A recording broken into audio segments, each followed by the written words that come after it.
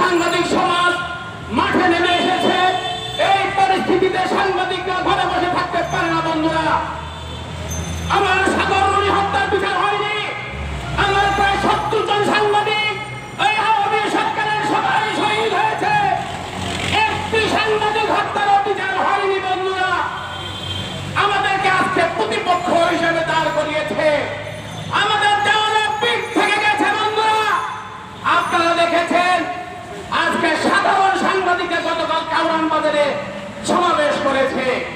কোন সাংবাদিক আজকে ঘরে থাকতে পারছে না। বন্ধুরা, আমরা কেউ নিরাপদ নই। বন্ধুরা, আজকের সবার সভাপতি আপনার কাছে আহ্বান জানাবো, এই কর্মসূচি অব্যাহত রাখতে হবে। আমরা সাধারণ ছাত্রদের পক্ষে আছি, তাদের আন্দোলনের সাথে আছি।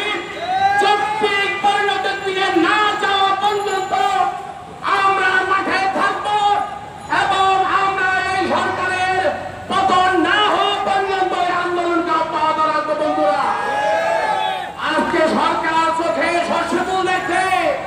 আজকে যেখানে সেখানে তারা গুলি করছে। আজকে সাংবাদিকদের দেওয়ালে পিঠ থেকে গেছে।